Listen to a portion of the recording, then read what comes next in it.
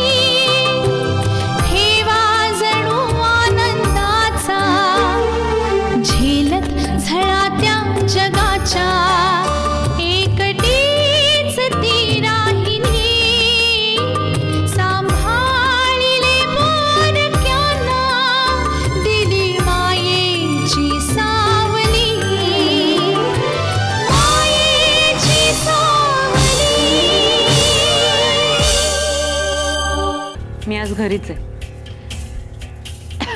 तू आराम कर, मी बनवते. नाही, तू फक्त खाण्याचं काम कर, शिजवायचं काम माझं. एक राज की बात बताती हूं. कधीतरी मला सलोनीला दाखवून देता येईल ना की तुम्ही मुली घरी असताना सुद्धा कशालाही हात लावत नाही. अरे हर्षदा सावरेल ना रे यातनं. अण्णा तुम्ही काळजी करू नका, सावरेल. नाही, मनाला पटतंय, पण तरी देखील एक भीती सारखी मनात काहूर माजवते. जर यातून ती सावरलीच नाही तर. अण्णा मला काय वाटतं माहिती आहे, बरेचदा आपण जसा विचार करतो ना तसंच घडतं. त्यामुळे तुम्ही सकारात्मक राहा. तुमच्या घरची कंडिशन काय म्हणते? सियाची काय खबर? सगळं जैसे थे. मला तर आता वाटायला लागले की स्वतःच लखनौला जावं. आणि जाऊन करणार काय आहेस? लखनौ म्हणजे काय एखादा छोटंसं खेडेगाव आहे? गेलीच आणि शोधून काढलं सियाला.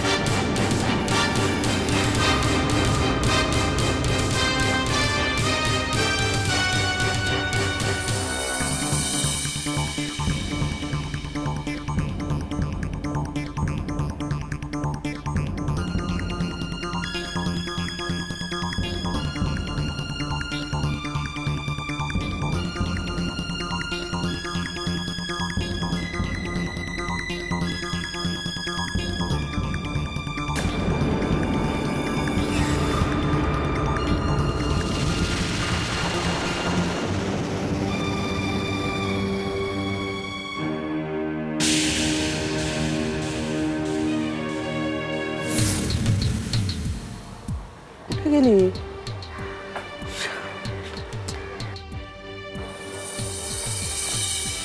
मला शोधताय ना? मला शोधताय ना?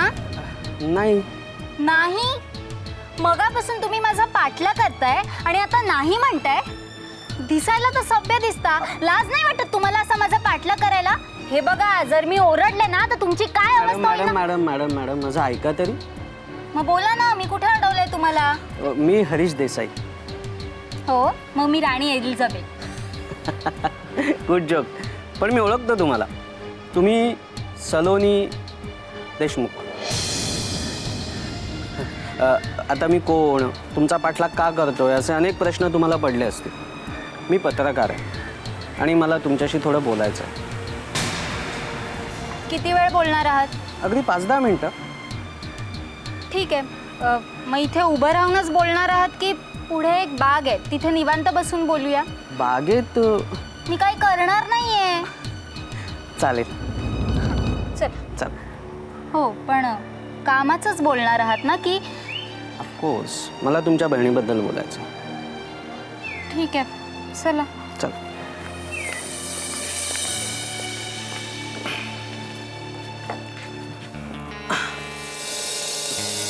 बोला. माझ्या बहिणीविषयी बोलणार होतात ना? त्याआधी ना तुम्हाला पूर्वपटिका सांगतो. म्हणजे मीटिंग बॅकग्राऊंड. येस. बोला. काय ना की तुमच्या बहिणीबद्दल म्हणजे सियाबद्दल गायब होण्याची बातमी मला योगायोगाने तुमच्या बहिणीच्या ऑफिसमध्येच कळली, म्हणजे सुरेखाच्या. त्याबद्दल मी तिला विचारायचा प्रयत्नही केला, म्हणजे तिला विचारलं, पण तिने काय मला मदत केली नाही. तुमच्या बहिणीने मला काही मदत केली नाही. हो, पुढे बोला. अहो म्हणजे का केली नाही वगैरे असं काही विचारायचं नाही आहे तुम्हाला? हे बघा, माझे प्रश्न सुरू झाले ना तर तुम्ही तुमचे प्रश्न विचारा. तुम्ही 5 मिनिटाचा वेळ मागितलाय, तुम्ही तुमचेच प्रश्न विचारा. माझ्या प्रश्नांचं टेन्शन घेऊ नका, ते मी बघेन. तुम्ही वेगळे आहात. आपण सियाविषयी बोलणार आहोत. बोलतो. काय तर तुमच्या सुरेखा दीदीने सियाबद्दल माहिती देण्यास मला नकार दिला, म्हणून मग मी त्या केसशी संबंधित असलेले अधिकारी इन्स्पेक्टर चव्हाण त्यांना भेटलो. पण त्यांनाही फारशी काही माहिती नाही, म्हणजे तेही अंधारातच हातपाय हलवत होते. म्हणून मग सगळ्या प्रकरणाची माहिती मिळवण्यासाठी मला एखादा जवळचा माणूस गाठला पाहिजे, जो आपल्याला पूर्ण माहिती देईल. ही बातमी मला पेपरमधून हायलाईट करायची आहे, पण कोणतीही बातमी हायलाईट करताना त्या बातमीबद्दल पूर्ण माहिती मिळवण्याची माझी पद्धत आहे. म्हणून मग मी तुमचा पाठलाग करत होतो. तुम्ही पाठलाग करायला चुकीचा माणूस निवडलाय. हां, म्हणजे मला कळलं नाही. सांगते, सगळं सांगते. तुमचं विचारून झालंय का सगळं? म्हणजे मी माझे प्रश्न विचारते. काय ना, तुमच्याकडनं प्रश्न येणं मला अपेक्षित आहे, कारण तुमच्या प्रश्नातच मला काही उत्तरं मिळणार आहेत. ठीक आहे. माझ्याकडून माहिती मिळवावी असं तुम्हाला का वाटलं? बरं, माझ्या दीदीने म्हणजे सुरेखा दीदीने तुम्हाला तुमच्या प्रश्नांची उत्तरं द्यायला नकार का दिला? काही प्रॉब्लेम आहे का? तुमचं काम झालंय ना, तुम्ही जाऊ शकता. हे बघा मॅडम, तुम्हाला काय सांगितलं मी? कळत नाहीये का? तुमचं काम झालंय, तुम्ही निघू शकता असं सांगितलंय ना मी. Madam please.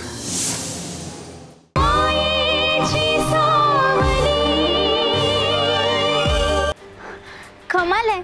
तुम्हाला माझ्याकडून सगळ्या प्रश्नांची उत्तरं हवी आहेत, पण माझ्या एकाही प्रश्नाचं उत्तर तुम्हाला द्यायचं नाही. नाही म्हणजे त्याचं काय आहे की या सगळ्या मागे ना एक बॅकग्राऊंड आहे, पूर्वपटिका. नाही मला कळतं आहे, पूर्वपटिका वगैरे अति होतं, पण त्यामागचा माझा मूळ उद्देश काय माहिती आहे का, की मला ती बातमी हायलाईट करायची, म्हणजे तुमच्या सियाच्या अपहरणाची बातमी मला हायलाईट करायची, हा माझा मूळ उद्देश आहे. तुमची 5 मिनिटं संपली. म्हणजे मी तुम्हाला मदत करायला जातो आणि तुम्ही मला. आता तुम्हाला तुमच्या प्रश्नांची उत्तरं हवी असतील तर ती गोळा करावी लागतील ना. गोळा करते आणि देते. म्हणजे पुन्हा भेटताय का? आता जमा केलेली माहिती हवी असेल तर भेटावं तर लागेल ना. पण कधी आणि कुठे? 2 दिवसांनी माझ्या घरी. तुमच्या घरी? हे बघा, तुमचा काय प्रॉब्लेम आहे ना ते मला माहीत नाही, पण तुम्हाला माहिती हवी असेल ना तर माझ्या घरीच यावं लागेल. असं कुठेही भेटून मी तुम्हाला माहिती देणार नाही. आणि काय हो, तुम्ही स्वतःला पत्रकार म्हणून घेता ना? म्हणून घेता म्हणजे काय, आहेच मी पत्रकार. ठीक आहे, मग पत्रकारांनी कसं निडर असावं, वेळ प्रसंगी वाघाच्या गुहेत शिरण्याची सुद्धा त्याच्यात हिंमत असावी. खूप बोलणं झालं, आता मी निघते. अरे ही गेली. वाघाच्या गुहेत शिरण्याची वेळ नाही सांगितली. मिस गुहा, आपलं मिस सलोनी, 1 मिनिट. अहो वेळ तर सांगा.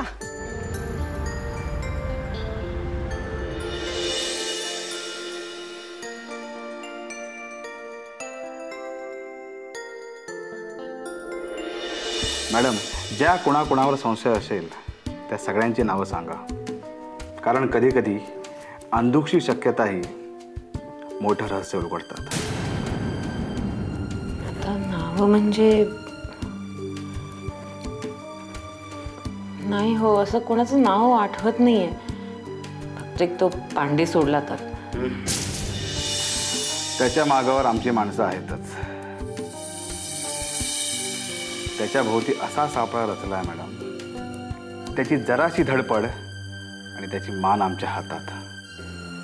इन्स्पेक्टर साहेब, हो खूप घाबरायला होतं. म्हणजे 20-22 दिवस उलटलेत आणि तिचा अजूनही काही पत्ता नाहीये.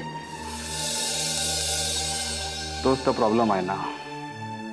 त्यांचा मोबाईल जर स्विच ऑन असता ना तर आम्ही लोकेशन शोधलं असतं. मॅडम, आम्ही सुतावरून स्वर्ग गाठतो. हो, आता लोक म्हणतात की आम्ही काम करत नाही, पण लक्षात ठेवा, आमचा वचक आहे म्हणून तुम्ही निवांत झोपता. सध्या तरी ती निवांत झोप माझ्या नशिबात नाहीये. सर, सिया सर, तिला काही झालं नसेल ना? तिला काही झालेलं नसावं अशीच प्रार्थना करा.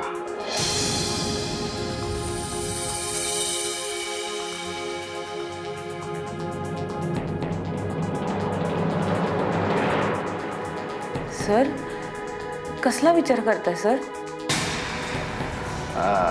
तुम्ही तुमच्याकडे येणाऱ्या जाणाऱ्यांची एक लिस्ट बनवा, म्हणजे ओळखीतल्या लोकांची. ती कशाला? मॅडम, तुम्हाला सांगतोय तेवढं करा, पुढचं आम्ही बघतो. म्हणजे तुम्ही त्यांना त्रास तर देणार नाही ना? म्हणजे सिनेमा सिरियलमध्ये बघतो की तुमचा ससेमेरा एकदा मागे लागला की लोकांचा जीव नकोसा करून टाकता तुम्ही. म्हणजे या सगळ्यांमध्ये नाहक कोणाला त्रास होता कामा नये हो. मॅडम, जग एवढं सरळ नसतं. नाही, जगाचं मला माहीत नाही, पण मी अशीच आहे हो. नाही, मला नाही आवडणार की आमच्यामुळे निरपराधाला त्रास झालेला. अपराधी निरपराधी कोणाच्या चेहऱ्यावर लिहिलेलं असतं का? मॅडम, तुमची बहीण हरवली आहे, तुम्ही तिचा विचार करा. तुम्ही लिस्ट बनवा, पुढचं आम्ही बघू. मॅडम, लिहा, इतका विचार नका करू. बर.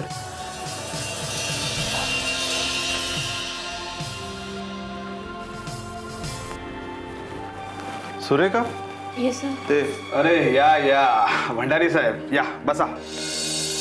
हो, कम्फर्टेबली बसा, तुमचंच ऑफिस आहे. आणि कमिशनर साहेबांची तुमची ओळख, मोठी माणसं तुम्ही. नाही हो, ते आपलं असंच ह्यांना मदत करण्यासाठी. सर, तुम्ही लिस्ट बनवा ना, मी आपला टाइमपास म्हणून बोलतोय. हां, तर भंडारी, सॉरी, मोठी माणसं, भंडारी साहेब, तुमच्या घरी कोण कोण असतं? लहान मुलगा आहे माझा आणि त्याला सांभाळणारी एक केअरटेकर आहे. बायको? नाही, ती नाही आहे. सॉरी, दुखावला नाहीत ना? नाही, तुम्ही मोठी माणसं, आमची शामत यायची. हां, तर भंडारी सर, तुम्ही सियाला कधी भेटलेलात? इन्स्पेक्टर चव्हाण, तुमचं काय चाललंय? मॅडम, तुम्ही लिहिताय ना, तुम्ही लिहा ना. हां, तर भंडारी सर, 2दा भेटलो होतो. एकदा ती इथे आली होती त्यावेळेला, आणि दुसऱ्यांदा सलोनी हॉस्पिटलमध्ये ॲडमिट होती त्यावेळेला. पण हाय हॅलो इतकंच बोलणं झालं, जास्त काही नाही. साहजिकच आहे, आता जेवढी ओळख तेवढंच बोलणं. सर, ही लिस्ट. अरे वा, लवकर झाली. एवढीच माणसं? जनसंपर्क काय कमी दिसतोय तुमचा? हा, का साहेबांना त्रास नको म्हणून आटोपता घेतलं? आणि हे काय, यात साहेबांचं नाव नाही आहे. माझे साहेब आहेत ते. म्हणजे ओळखीतलेच ना. हे सगळं कशासाठी? मॅडम, 99% गुन्हे ओळखीतल्या लोकांकडूनच घडतात, लक्षात ठेवा.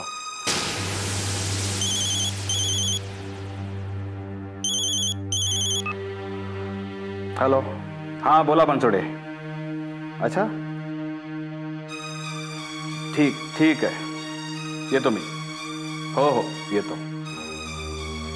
काही कळलं का? नाही, वेगळी केस आहे. मी येतो, पण तुम्हाला अजून नावं आठवली तर सांगा, ठीक आहे? येतो भंडारी साहेब. आणि हो, कमिशनर साहेबांकडे आमचं थोडं कौतुक करण्याचा प्रयत्न करा. ठीक आहे, चला मॅडम.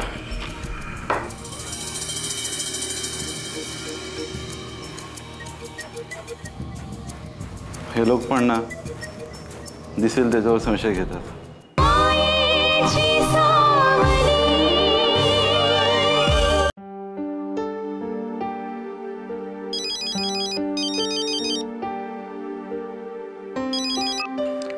काय रे?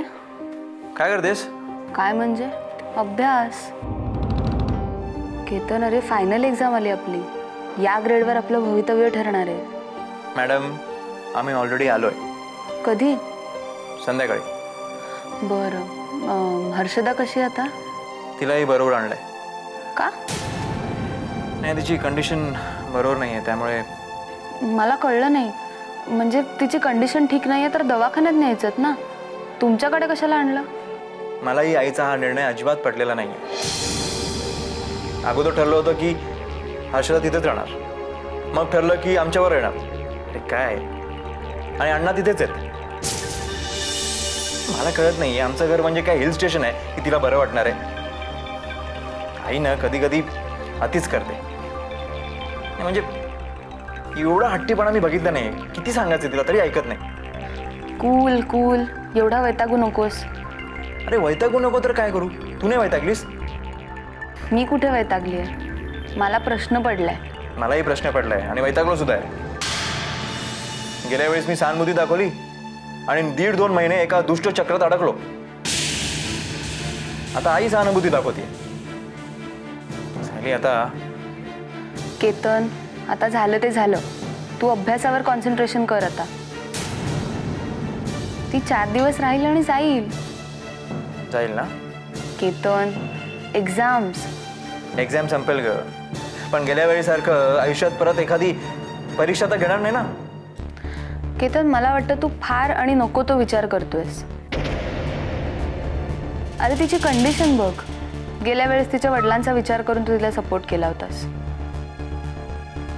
तेव्हा तर ती ओळखीची नव्हती. यावेळेस ती आपली कोणीतरी आहे आणि आपलं सर्वस्व हरवून बसली. आणि अशा वेळेस तू तिला मदत करायला का काकू करतोयस? एक मिनिट. म्हणजे तुला काय म्हणायचं की मी मदत करायला हवी? ऑफकोर्स. शुअर? शुअर. ठीक आहे. सुटकेचा एवढा मोठा श्वास म्हणजे? हर्षदाचा गोंधळ ग. आईच्या निर्णयाला तुझा खरंच विरोध होता की माझ्याकडनं समर्थन मिळवण्यासाठी मुद्दाम नाटक करत होतास? सायली, अभ्यास नाही आहे का तुला? नाही, असे फालतू प्रश्न विचारून वेळ का वाया घालवतेस? केतन, मग काय, तिचा इथे राहण्यास विरोध करू का? अरे असं कुठे म्हणाले मी? म्हणजे तुझी संमती आहे? एक मिनिट. मगाचपासून तू काय घोळ घालतोस ते कळतंय का तुला? हर्षदाला आई इथे घेऊन आली हा साधा मुद्दा तुम्हाला फिरवून सांगतोस. तुझा नक्की काय प्रॉब्लेम आहे ते कळेल का मला? ऍक्च्युली तू रागवतीस की काय? ही धास्ती होती म्हणून. तू खरंच रागवली नाहीस ना सायली? मी निष्ठुर नाही आहे रे. तिची कंडिशन जाणून आहे मी सुद्धा. आणि महत्वाचं म्हणजे आई तिला घेऊन आली म्हणजे नक्कीच काहीतरी विचार करूनच घेऊन आली असणार. तेव्हा साहेब, आता अभ्यासात लक्ष द्या. तुमचा आणि माझा हा वेळ खूपच अमूल्य आहे.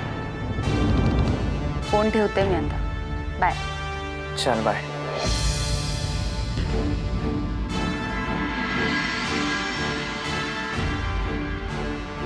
केतन असं फिरवून का बोलत होता? येणाऱ्या संकटाची साहूल तर नाही ना? शी, मध्येच हे काय उद्भवलं? दीदीशीच बोलते, तीच मला योग्य तो रस्ता दाखवेल.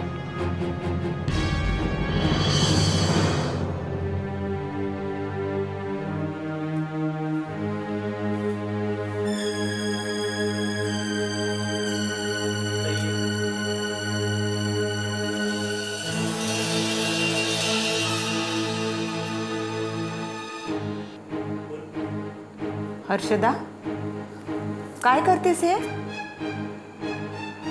अगं, अशी काय बघतेस? कोण तुम्ही? पुन्हा ओळख परेड.